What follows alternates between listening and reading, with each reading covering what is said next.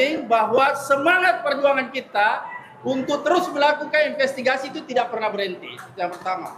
Kedua, yang ketiga, menurut saya bahwa pelaporan atau katakanlah laporan yang diajukan oleh para relawan dan plus Pak Jokowi yang diajukan ke Polda Metro Jaya ini adalah bagian dari bentuk ingin membungkam ya daya kritis kita, kebebasan berpendapat kita, kebebasan berekspresi kita.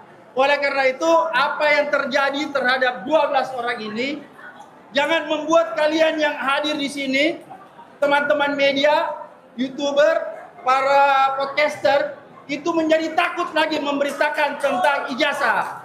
Ya. Karena saya khawatir dengan dimasukkannya nama saya, ya, ini sebagai bentuk bahwa lihat nih, Abraham Samad saja kita masukkan, apalagi Anda ini mau diteror.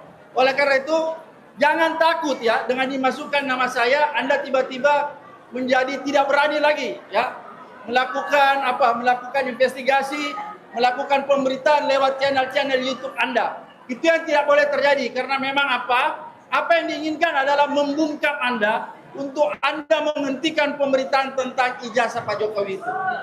Oleh karena itu sekali lagi buat teman-teman media, YouTuber, podcaster, siapa nih? Si Michael Sinaga, Nurdi Noviansa, Rido dan lain-lain sebagainya, dan teman-teman yang ada di sini, para YouTuber, para podcaster dan media, sekali lagi saya minta bahwa dengan dimasukkannya nama para podcaster, jangan menjadi kendor kalian ya.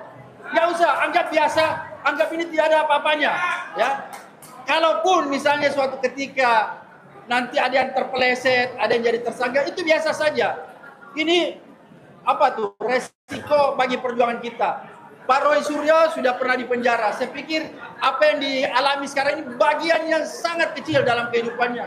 Saya pun juga sudah pernah mengalami kriminalisasi. Jadi sekali lagi ini tidak membuat kendor saya.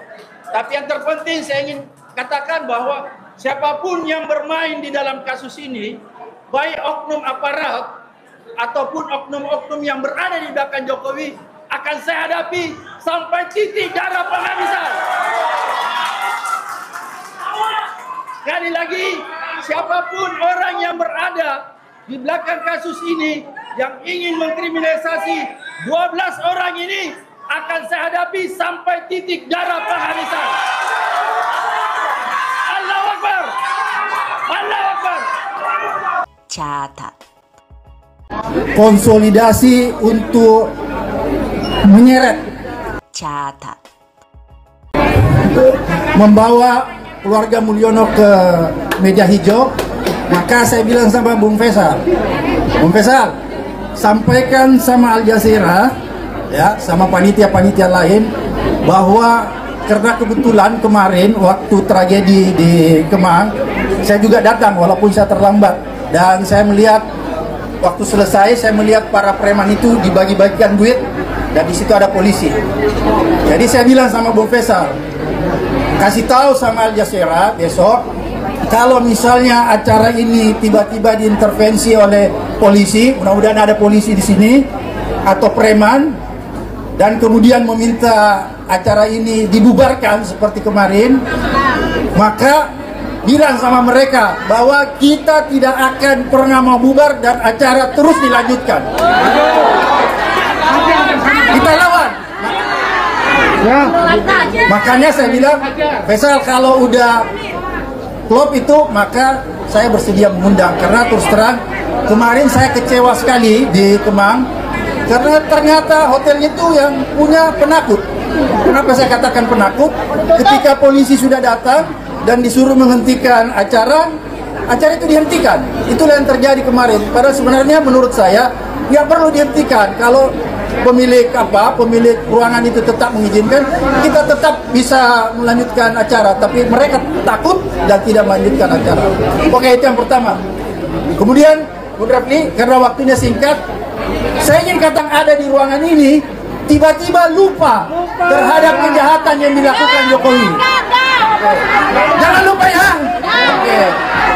Oleh karena itu supaya kalian semua tidak lupa dan kita berkomitmen di ruangan ini, siapapun yang ada di ruang ini, kita harus konsisten menyatakan bahwa setelah Jokowi berhenti tanggal 20, 2 hari atau 3 hari setelah itu, maka kita harus rame-rame datang ke KPK atau ke kepolisian mengingatkan aparat penegak hukum agar supaya segera melakukan penyelidikan terhadap keluarga Mulyono. Karena kita tahu persis kalau keluarga Mulyono atau Pak Jokowi tidak diadili, maka saya sangat yakin bahwa presiden-presiden selanjutnya akan melakukan pelanggaran-pelanggaran hukum seperti yang dilakukan Jokowi. Oleh karena itu sekali lagi saya ingin mengingatkan kita semua, setelah tanggal 20, mari kita geruduk KPK dan kantor kepolisian untuk mengingatkan bahwa segera melakukan penyelidikan terhadap Presiden Jokowi. Siap? Adili Jokowi. Terima kasih. Silakan Puang Daeng. Mendengar informasi ini karena saya tidak ada hubungannya dengan kasus ijazah Pak Jokowi. Mantan Ketua KPK, Kakanda Abraham Samad, mohon izin Kanda. Beliau mengatakan bahwa tindakan Pak Jokowi melaporkan pihak-pihak yang menuduh ijazahnya palsu sebagai bentuk kriminalisasi kebebasan berpendapat. Beliau bahkan mengimbau agar mantan presiden itu mencabut laporannya dan memilih untuk bersikap lebih bijak dalam menghadapi kritik. Menurut saya, dalam logika demokrasi dan hukum modern yang saya pahami, klaim Kanda Abraham Samad ini problematik. Kebebasan berpendapat memang hak konstitusional, tetapi bukan tanpa batas dan tidak dapat dijadikan tameng untuk menyebarkan fitnah atau tuduhan palsu yang merusak reputasi seseorang, terlebih seorang mantan presiden. Saya jadi teringat teori demokrasi deliberatif jargon Habermas. Kebebasan berpendapat dalam ruang publik harus dilandasi oleh rasionalitas, etika komunikasi, dan tanggung jawab sosial. Kritik diperbolehkan, bahkan diharapkan, tetapi harus berdiri di atas dasar informasi yang benar, bukan disinformasi. Tuduhan mengenai ijazah palsu Pak Jokowi telah berkali-kali dibantah dengan data hukum dan dokumen resmi, termasuk klarifikasi dari Universitas Gadjah Mada dan lembaga-lembaga negara lainnya. Jika tuduhan tetap dilontarkan tanpa dasar bukti baru yang sahih, maka itu bukanlah ekspresi kebebasan, tetapi bagian dari praktek delegitimasi politik berbasis hoax. Habermas menekankan pentingnya diskurs etik, bahwa setiap partisipasi dalam ruang publik harus tunduk pada prinsip kebenaran dan kejujuran. Dengan demikian, fitnah atau tuduhan tidak berdasar bukanlah kebebasan berekspresi yang dilindungi hukum, melainkan penyimpangan dari etika demokrasi yang kita sepakati bersama. Secara hukum, tindakan Pak Jokowi untuk menempuh jalur hukum merupakan ekspresi dari due process of law, prinsip fundamental dalam negara hukum, Rechtsstaat. Dalam kerangka teori hukum natural dan positif, hukum bukan hanya mengatur perilaku, tetapi juga menjaga ketertiban moral dalam masyarakat. Seseorang yang merasa nama baiknya dirusak oleh pernyataan tidak berdasar memiliki hak untuk mencari keadilan melalui mekanisme hukum. Hal ini bahkan ditegaskan dalam pasal 28G ayat 1 Undang-Undang Dasar 1945 tentang perlindungan atas martabat pribadi, serta dalam pasal 310 dan 311 KUHP mengenai penghinaan dan pencemaran nama baik. Menjadikan proses hukum sebagai kriminalisasi adalah penyimpitan makna hukum yang membahayakan fondasi keadilan. Negara hukum tidak boleh membiarkan disinformasi menyebar tanpa pertanggungjawaban, apalagi jika itu menyasar tokoh publik dengan reputasi dan legitimasi yang telah diverifikasi. Saya menolak pendekatan simplistik bahwa semua kritik adalah ekspresi sah dan semua respon hukum adalah represi. Demokrasi tidak anti kritik, tapi demokrasi juga tidak boleh menjadi sarang fitnah yang berlindung di balik kebebasan berbicara. Tanpa kejujuran informasi dan tanggung jawab hukum, kebebasan hanya akan menjadi alat anarki politik. Catat. Yang masalah Pak Abraham Samad itu, kalau menurut saya itu wajar ya, udah sesuai dengan prosedur administrasi hukum yang berlaku di Republik Indonesia ini. Jadi pemanggilan tadi terhadap Abraham Samad saya rasa wajar karena beliau tidak ada legal standing untuk menjelek-jelekan orang atau membuat podcast karena beliau bukan wartawan. Jadi ketika podcastnya itu menyinggung seseorang, apalagi seseorang itu adalah pejabat negara, maka Abraham Samad bisa terkena sanksi pidana. Karena setiap podcast yang ada itu harus dilapisi oleh undang-undang. Kalau dia mengacu kepada Undang-Undang Dasar 1945 pasal 28E ayat 4 ayat 3, itu sudah tidak bisa lagi karena Undang-Undang Dasar 1945 dibuat oleh negara ini turunan daripada garis-garis besar haluan negara, itu konstruksi hukumnya. Ke bawahnya itu yaitu undang-undang. Nah, Undang-Undang Dasar 1945 yang menjadi acuan pembentukan undang-undang ya, pasal 28E itu sudah diwakilkan atau disempurnakan melalui Undang-Undang Nomor 9 tahun 1998 tentang kebebasan berpendapat.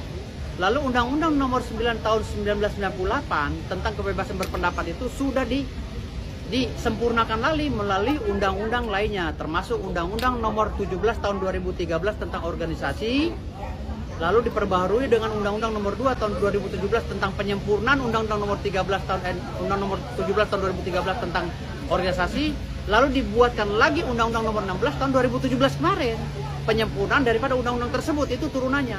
Nah, kalau masalah podcast yang berkaitan dengan kebebasan berpendapat sudah disempurnakan lagi dari dasarnya awal Undang-Undang Dasar 45 melalui Undang-Undang 40 tahun 1999 tentang pers. Jadi di situ ada pasal 3, pasal 4, ya, apabila orang salah dalam berucap, dalam melakukan penyiaran, dalam berpendapat, ada pasal 3, pasal 4 untuk memperbaiki pendapat tersebut. Jadi kalau si Pak Abraham Samad ini tidak mempunyai alas hak sesuai dengan apa yang diatur dalam undang-undang tersebut, dua undang-undang tadi ya, Undang-Undang Nomor 17 ya, Undang-Undang Organisasi ya, tahun 2016, dan Undang-Undang 40 tahun 1999 tentang pers, maka Abraham Samad ini bisa dikategorikan orang yang ilegal, tidak mempunyai legal standing untuk berbicara masalah itu, apalagi untuk mengkritik. Dan undang-undang organisasi itu pun ada penerjemahannya, masing-masing organisasi berbeda-beda, mempunyai hak yang berbeda-beda. Apakah dia punya hak mengkritik kebijakan publik, dilihat lagi dari anggaran dasar, anggaran rumah tangganya. Jadi memahami Undang-Undang Dasar 1945 turunan daripada garis-garis besar haluan negara ini tidak sesimpel itu. Karena negara ini, ya, hukum itu dinamis. Negara ini berusaha untuk memperbaiki terus hukum dan undang-undang ini agar hukum yang mengatur pola kehidupan berbangsa dan bernegara ini bisa tertib, gitu loh, tidak sembarangan. Jadi Undang-Undang 45 tidak bisa dipakai lagi untuk jadi acuan orang untuk berbicara bebas, gue bebas, nggak bisa, karena udah ada undang-undang turunannya seperti yang saya bilang tadi. Nah, ketika dia berbicara tanpa alas hak tadi, Undang-Undang Nomor 17 tahun 2016 tentang organisasi dan Undang-Undang Nomor 40 tahun 1999 tentang pers, maka dia akan melanggar delik pidana. Apa saja delik itu? Delik umum dan delik khusus, gitu loh. Delik umumnya apa? Delik aduan absolut ya, delik aduan absolut. Delik umumnya ya tadi, masyarakat bisa berkeberatan atas tindakan Abraham Samad karena telah menjelek-jelekan presidennya atau mantan presidennya. Lalu delik aduan absolutnya apa? Siapa saja yang bisa melaporkan itu. Nah, muncul delik itu dalam Undang-Undang Nomor 1 tahun 2024 tentang ITE.